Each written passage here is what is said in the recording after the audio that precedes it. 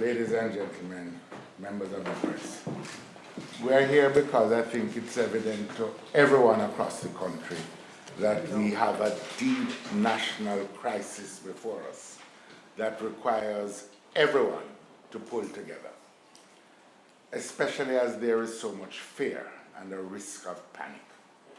We know that in a few days the number of reports are going to increase sharply, as has been the case in other countries. We are trying to be helpful in the People's National Party, and I have already asked all MPs, candidates, both and parish councillors, to be present in communities, assisting with the communication of the best preventive measures that citizens can take. We ask them to visit schools, churches, visit the elderly, provide hand sanitizers and masks and gloves where we can find them. In fact, we are already discovering that many of these supplies are in limited circulation. Can't get sanitizers and masks, etc. at many stores. Without being contentious, I think this highlights one of the lessons that we can learn from this crisis, and also points to a lesson that we have learned from all crises that we have confronted in the past, whether it was 9/11 in 2001 or hurricane experiences, that the most important thing that you can do is to prepare, to anticipate the effects and prepare. Indeed, much of the $7 billion which the government is setting aside to spend now would have delivered more if we had spent it earlier, if we had stockpiled sanitizers, stockpiled gloves and the like, so that now we would be able to distribute to schools who, despite the 30,000 or 50,000, are going to still find it very hard to find these supplies. Now, we wouldn't then be confronted with the situation as occurred in Bull Bay, where patient zero, so-called, resides, where the police who turned up at the residence had no protective gear and were at a wide distance trying to communicate. However, I think the most important things that we want to say this morning is to provide some suggestions as to how we should be approaching this particular crisis. First of all, I think that there is need for tightening, and we think based upon our information, tightening the surveillance and screening activities at our ports. It seems to be uneven in its effects, and certainly there are persons passing through. Secondly, we are concerned about the number of medical personnel who seem to be affected.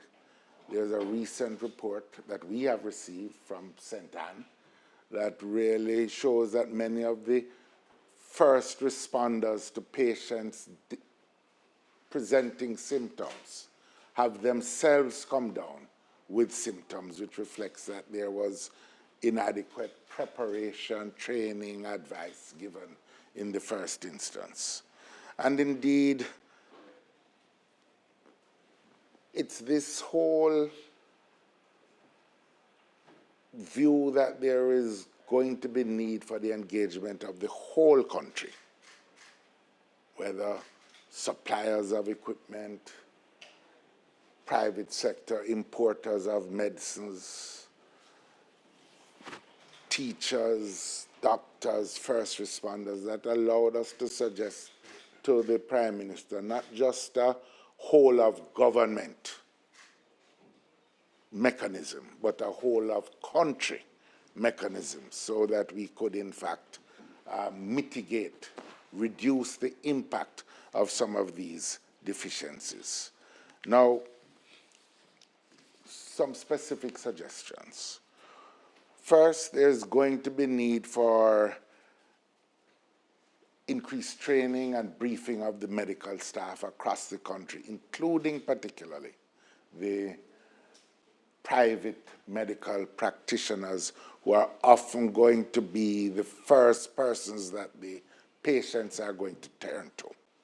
Secondly, we think that given the pace at which infection is going to spread, likely to spread, that quarantine centers, the number of quarantine centers needs to be increased sharply right across the country. Equipment is going to have to be ordered for these centers immediately, and I think that equally we're going to need to expand the number of beds in intensive care units to deal with the most severe cases. Emergency procurement procedures should be used to move in this direction. I want to also say a few words about water. We can't be urging citizens all over to wash their hands regularly, yet when they turn on the pipes in communities, there's no water. So again, we're urging the government and the Water Commission to procure the pumps if they're not working, the pipelines, the tanks on an emergency basis so that all our schools, our homes for the elderly, our communities which are having difficulty can be assured of regular water supply. Yesterday, Michael College had to close because of no water, and you're going to find that other institutions are facing the same thing. This should not be allowed to happen. Finally, in the health side, I want to suggest that the government suspend the collection of GCT for over-the-counter drugs immediately. The things like Panadol, paracetamol, also the equipment, masks, gloves, etc., are going to be needed, and we can forego the GCT immediately. I want to just say a few things about preparing on the economic side and protecting small businesses who are going to be the most affected by all of this. First of all, especially as the demand for their goods and services go down, and they're going to be faced with increased costs for sick leave payments and employing additional workers, I think the government should waive the penalties on the late payment of GCT and other taxes in this regard. I want to urge the banks and financial institutions too to consider suspending penalties on late payment of loans and consider moratoriums on some of these loans, particularly for small businesses. Let's consider the case, for example, of an operator of a Juta bus in the tourism industry. The bus has been bought, loans have to be repaid, but no cruise ship passengers are coming in. So he still has the payments to make, less business, and is at risk of losing the bus. What we don't want is that at the end of the crisis, we have destroyed so many small operators and small businesses. Again, a whole of society approach would mean that everybody does their bit. We have to not look to him for GCT where he has to pay it. We have to, the bank who is repaying has to recognize that they have to hold some of the strain that will allow this operator to continue to operate. I think we have to recognize also, and in this regard, on house payments for many of the people who may not be able to go to work and others, I would suggest that NHT suspend collections on their loans for a month in the first instance, so that we relieve some of the pressure on all of these citizens who are going to be affected. Now there's a question of additional sick leave or sick leave. Small businesses, remember when there's a provision for paid sick leave in the law. But paid sick leave in normal circumstances mean that maybe 1% or less than 1% of your staff in a production arrangement are going to be sick at any one time. We're going to be facing problems in relation to these small business operators in particular, where 20, 30% or more of their staff turns up ill. If they're not going to close down production, they're going to have to employ additional staff. That means there's going to be 2 sets of payments. Again, what we need, we believe, is that some facility needs to be made available for short-term support for these businesses. Can be provided through DBJ or some other mechanism that they can turn to get financial support. The whole purpose is that at the end of it all, we still have a functioning economy, and that the people are not going to end up poorer, unable to operate their businesses because of the situation that we are in. There are going to be many more major decisions that are going to confront us as a society as we go along. We're going to have to look at public transportation issues, education issues that Peter is going to deal with in a minute, and we're going to have to keep these under review. Again, I want to make it very clear to the government and to the rest of the community, we in the People's National Party are prepared in the face of this crisis to continue working with all stakeholders to see if we can assist in helping the country overcome this current challenge posed by COVID-19. Thank you very much. Thank you. Good morning. Over the last few days, there has been a heightened degree of apprehension in the school communities. Parents, teachers, students are all understandably anxious about the impact that the coronavirus might have on, or COVID-19 might have on the school communities.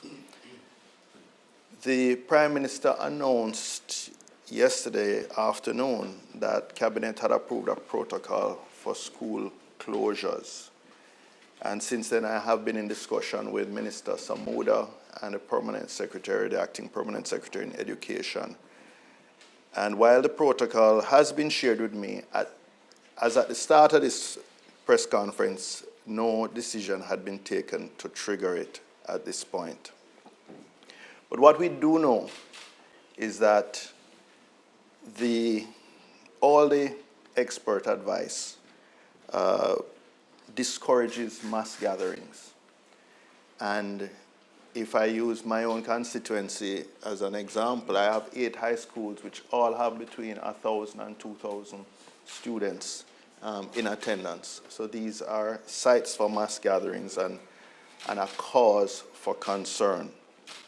We believe that, while we understand that the Ministry of Education is awaiting the advice from the Ministry of Health as to when to activate those protocols, we encourage them to be decisive when they arrive at those triggers. We also recognize and acknowledge that ultimately it's the decision of parents to determine the safety and security of their own children. And we understand that some parents are already keeping children away from schools.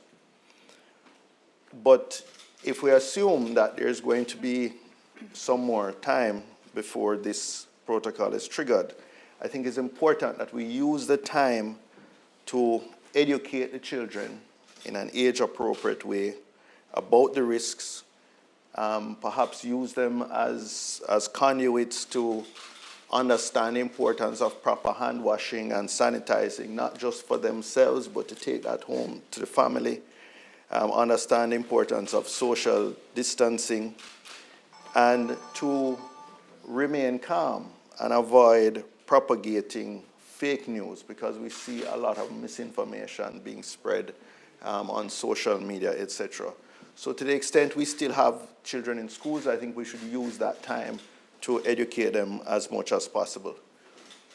We encourage school administrators to update the contact lists for the parents and the students so that if and when the school closure occurs, they're able to maintain contact with the families of the students.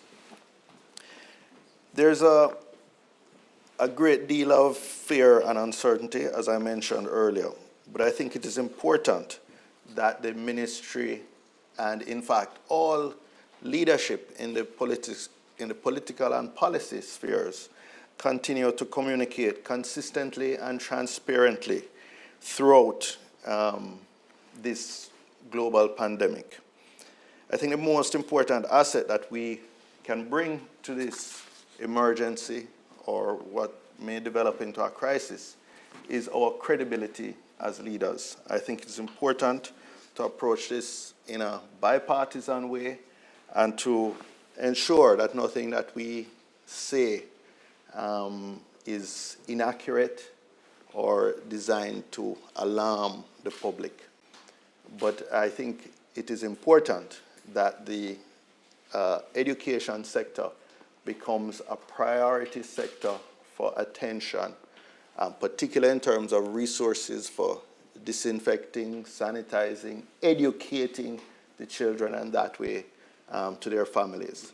And I just say finally, while we've been told by medical experts that children seem to be fairly resilient to infection to the COVID-19 infection, their grandparents at home will be vulnerable, and they're still effective transmitters of the disease. So we really urge the ministries of education and health to be as vigilant and as decisive as possible in dealing with the sector.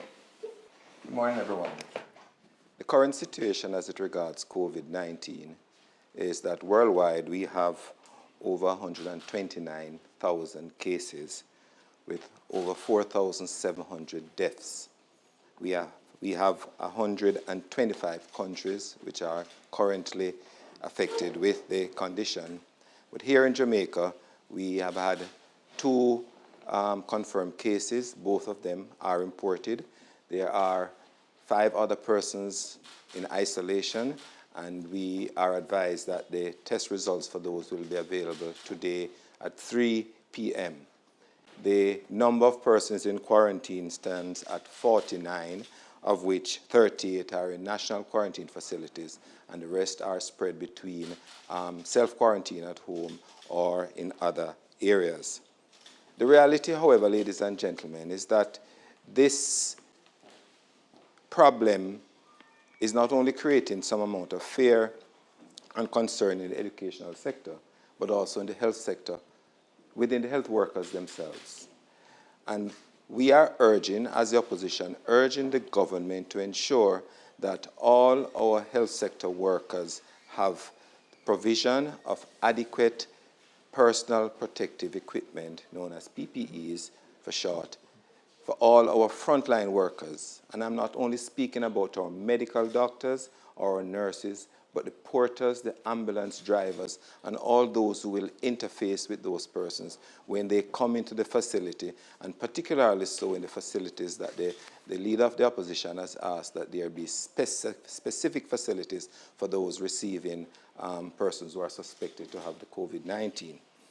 There is also seemingly a concern from the medical personnel that there is no clear-cut policy on what is happening. And we urge the government to ensure that there is a clear-cut, definite policy as to what happens when, and you can trigger a cascade of activities when a case is presented.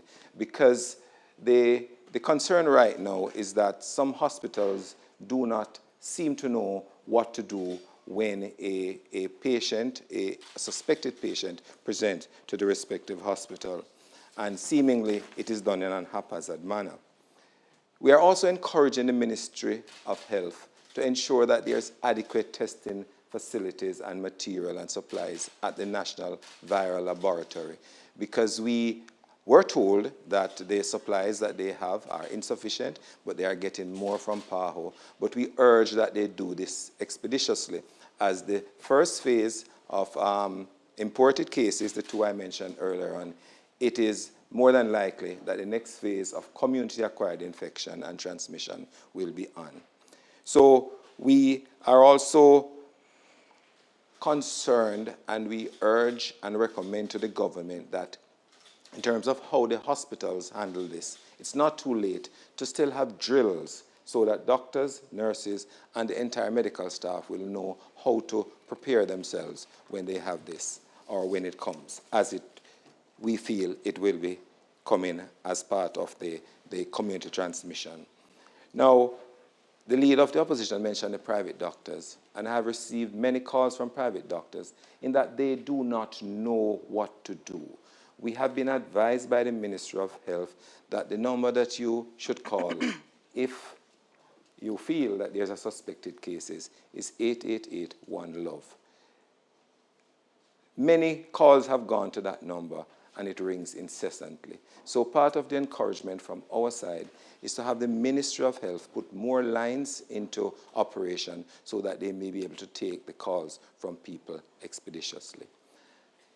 I want to close for now by saying that there's one error and misinformation that as medical doctors would like to clarify. The Chief Medical Officer advised in the interview yesterday that they're working on the premise that the COVID-19 virus cannot be transmitted if the person does not present with symptoms. We are objecting to that assertion because the World Health Organization has indicated that it is still possible to transmit the virus even though no symptoms are shown. We question why such will happen, or such statement will be made, because it lulls the country in a sense of security that as long as a patient does not present with symptom, then certainly you are not at risk. But we are aware of it, so we're advising the ministry to correct that so that our country, the citizens of our country, can be better prepared for that. Thank you. Good morning, everyone. First of all, let me start by saying that as a frontline medical practitioner myself, I too have been faced with the dangers, the continued uncertainty about coronavirus. I think that we have to understand that we can work through this together. As much as the leader of the opposition has said that we face challenges, they're not insurmountable if we work together as a country. The first thing in arresting the transmission of the coronavirus is information. I think that the Prime Minister should have briefings with the leader of the opposition, spokesperson on health, at the highest level, so that we can be aware as a leading organization in this country of the true facts, the numbers, what's available, what's not, and the timelines for having resources available on the ground. The second point is that the healthcare professionals, there are gaps across the island in terms of whether it is drills, as Dr. Guy has said, the provision of gloves, masks, protective gear is not standardized at this point. We have had months to prepare. $7 billion have been allocated. We need to get going and make sure that the rubber hits the ground now. There is no time to waste when it is a life and death matter. The other point is the whole issue that Peter Bunting has raised about our schools being sources of transmission. Without going further than saying we must be decisive, we would like to again remind the government that in health it's either life or death. There is no in between. We must act decisively now with the best information we have, with the entire international experience that we have already garnered, and the health professionals that we have already in our services. We can make these decisions now. There is no need to wait or create panic or indecision, whether at the level of government or in our communities. The last point in terms of transmission that we must consider is what happens at the grassroots level. Many persons in our education system are not well educated, are not able to understand as yet some of the flyers, some of the news items. We have to break it down simpler and to each group, whether they are hearing impaired, visually impaired, primary, secondary, or tertiary educated individuals. The fact is that if we have a deficit of information, especially where it relates to congregating, social distance, and the benefits of being quarantined, whether self-imposed or by government, we are not going to win this battle. I think that as far as public education, it is now time to sensitize the country on what quarantine means, how to prepare for it mentally, how to prepare for it physically, and the resources necessary. Dr. Phillips has indicated that there are some financial considerations that we must all face. If we're not able to work, how do we earn, and what are the repercussions? If the government is able to alleviate some of these financial pressures, then I think it would make it easier for persons to consider being quarantined and being a little bit more relaxed and understanding that the life that you save might be your own. We are all in it together. Government, opposition, PNP, JLP, the private sector, public sector, it does not matter. This illness does not discriminate. I have been a part of national preparedness for Ebola and other kinds of diseases, as has my colleague, Dr. DeLaHaye. We know that the private sector can play an important part. The task force is up and running, but I would encourage the Prime Minister to further empower them, make the terms of reference known, so that we can all follow their work and support them. We have seen where EPOC has been instituted at times of financial crisis. Perhaps it is time to take such a business-like approach and include the private sector in the acquisition and distribution of much-needed supplies throughout the education and health system. For now, I will leave it at that and ask that Dr. DeLaHaye, in his explanation, expound more on what Dr. Guy said about the issue of transmission, whether you're symptomatic or asymptomatic. Sure, thanks, Shane. So I'd just like to start by saying we're having a national crisis. This is not a time for saying the right thing, but for doing the right thing. Very important that we recognize the importance of quarantine, isolation, because we may not be able to prevent the total numbers being affected. What we want to do, and we're seeing this in other countries, is reduce the rate of persons affected so we don't exhaust the health system availability, what's available in the health system to care for these persons. There's one such way which we've recognized internationally, and that's by quarantine and, if necessary, isolation. It therefore means that we must ensure that we have adequate quarantine facilities. Certainly in my mind, we have not been moving quickly enough. Issues like identifying a positive case, getting out there where this person was, and interacting with the persons who that person may have been interacting with, that has had some lag time. We can't afford that. And we're not criticizing. We're helping the country, helping ourselves. We are at risk as well. And so we really want to urge the powers that be to ensure that we have all hands on deck and that we reduce the time with which we're responding as we have to. Because failing that, what will soon happen is that we exhaust the numbers of persons needing to come in for hospitalization, and we know those numbers, and then exhaust our facilities. The facilities aren't where they need to be. We need to recognize that, so let's let's do what's required in order to reduce that influx. It's called flattening the curve. So you don't have a large number over a short time, but you spread things out. If we know that this works, then all efforts must be made, including expenditure, to ensure that we have this system in place. As it relates to the information, and that's gross misinformation. So the misinformation that if someone is not symptomatic, then they can't transmit the virus, leads to, for example, my being on a flight where there's no one coughing, no one appearing ill. You then reach out to me to come forward because you may be affected. If I believe that there was no one on the plane with symptoms, then I have no reason to call in. You want every Jamaican to know that the virus can be transmitted even by someone who carries the virus and is not having any symptoms. In fact, most children won't have symptoms, but they in turn can infect and transmit the virus to their parents, their grandparents. That bit of information is crucial. It is how we'll ensure that people come forward in order to facilitate that quarantine and reduce the rapid spread. Hi, good morning, everybody. So the interesting thing about foreign affairs and foreign trade has to do with how this will actually impact our travel and how it will perhaps impact our trade and tourism. So I want to address it in those three parameters. So the first issue is there are travel restrictions on a number of countries, certainly on China, on South Korea, on Italy, on Iran, on Singapore. Recently, there are no travel restrictions out for Germany, Spain, and France.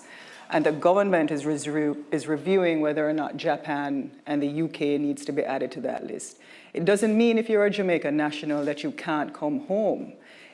Or if you have permanent residency. But what it does mean is that if you're coming from these countries, or if you are going to these countries when you get back to Jamaica, then there will be a protocol where you'll have to be either self-quarantined for 14 days, or if you present with symptoms or don't present with symptoms, you will have to be quarantined for 14 days. So those are some of the issues that you need to think about. And certainly from our side, we are not doing any kind of travel that's unnecessary. And we would say to the government as well that if your ministers don't need to travel, or if the public sector does not need to travel for any emergencies, then you really should stay put and not go to these particular countries. There has now been a protocol in place for the cruise shipping industry. So the Ministry of Health has stepped up where now you have to have a registry or a history of persons having a temperature, those persons who are in isolation, even if you have the flu. But what we're seeing is that there is a fall off in the number of cruise ships that are going to be docking. Globally, the travel industry is set to lose about $116 billion this year. And the cruise shipping industry has said that it could actually have a decline somewhere in close to 50%. So this is the industry that is going to be hit hardest. And I know in our questioning and in my questioning to the Minister of Tourism recently in Parliament, he did say that he will have to recast those figures that Jamaica will earn from the tourism industry. So this is a time in Jamaica's history where I know some persons are looking at the health industry itself, but there's going to be interesting developments as it relates to our business, commerce. Right now in China, Wuhan, which is one of the major manufacturing cities, was shut down completely because that's where the virus was. And so other ports in China can't even get special commodities out of the country. So it really has had impacts on our trade. It will continue to have impacts on those persons in Jamaica who deal with commodity trading. And I'm sure there'll be other questions that will be asked. However, I think I've seen where persons are saying, well, put a travel ban on all countries and shut down our ports. But you can't have mass panic and mass hysteria, because if you shut down the ports, or if you shut down travel, or if you have travel bans on all countries, you're not going to get the important medical supplies that are important, even for elective surgeries and other things, like the hazmat suits and the masks. So we have to think clearly, carefully, and we have to think together. I think this is a moment in time in global history where our solidarity can actually bring forth togetherness. And I think the aspects of who we are and our shared humanity can actually be an antidote towards the threat. So that's what I have to say at this time. Okay, what we are urging the government is to be decisive. We are not going to preempt the role of the Ministry of Health or the Ministry of Education in taking these decisions and in announcing them. But we have at the same time to recognize that schools are daily locations of mass gatherings. We know that this is one of the things that puts the society at risk of rapid dissemination of the virus. So we are, in urging the government to be decisive, we're saying if you have to err, better it be on the side of caution and better to go too soon than too late. And we are also recognizing that every parent has the ultimate responsibility for the safety and security of their children. So we understand that parents may on their own decide, and especially those parents who have the facilities to care for children at home, they may set their own trigger points. Private schools, we know, for example, have developed their own risk matrices, and they are not necessarily waiting on the Ministry of Education. They, whenever they hit their trigger points, they will make their own decisions. I think the key point to make, both in relation to the education situation in the schools and in relation to the travel, is the one that was highlighted by Dr. DeLaHaye, that it is better to act decisively earlier and contain and restrain the spread of infection than to wait till it gets out of hand and then try to pull it back. That's what he means when he says flattening the curve. And so what we are saying is that we are prepared to collaborate, engage in discussions with the schools, and we understand that there's a fine balance that has to be struck. But we don't have all the information, but we are prepared to support the principle that act decisively, act early, so that you contain rather than try to recover your ground after the horse has bolted, so to speak. As it relates to the travel bans, UK travel bans in specific, the United States also has many cases, and that is also not under review at this time. That is something that the government will have to take a decision on, because at the end of the day, it is a major travel hub for Jamaica. I think in looking at the circumstances, persons will have to decide whether or not they are at risk to go on this plane. Already there are cancellations of persons coming in. And I stand with Dr. Phillips, Mr. Bunting. There are so many doctors on the panel. You might as well name doctor right now too. To say that the government needs to act decisively and quickly. The two cases that are actually in Jamaica are as a result of persons who went to the UK. We also don't know who else was on that flight and whether or not they will actually present with symptoms. So those flights that have come in. So the government needs, if they're going to take that decision on whether or not to restrict the United Kingdom from coming to Jamaica, they've already done Germany, France, and Spain, Italy in Europe, then they need to act today and to tell the country whether or not there are going to be restrictions on persons going and coming from the United Kingdom. It would almost seem a no-brainer that if you're already restricted these other countries in Europe, that the UK should also be on that list of restricted countries at this time. Also, just to add, from a medical perspective, the flattening of the curve also has economic value. The cost of trying to treat 10,000 people within 2 weeks to the economy, especially an economy like ours, can have devastating effects. And we've already highlighted what some of those are. Spread out, it doesn't mean that we will have less cases, but if you think of the 23 hospitals, 300 and odd health centers, all the different points of health service delivery, if we spread it out, it's more manageable. Remember that there are humans who are treating these people. There are issues of burnout, fatigue, getting sick themselves, costs to do with overtime, running tests, etc. It's something that when we put the point forward and it's being covered, it has to be balanced. That is not just simply for health. It has a knock-on effect for the economy. So we're in it together, not just a separate silo of education, health, the economy, it's all together. If I could just add just to that part of the response. So this is a time when decisions may appear drastic. They need to be. The public health approach is to move a little beyond in order to prevent. And that's the expected decision from any ministry. No, I think it is just like it was quite possible to anticipate in December that it was going to happen. Once you saw this pandemic spreading through the world, it wasn't a question of if it was going to come. It was just a matter of when.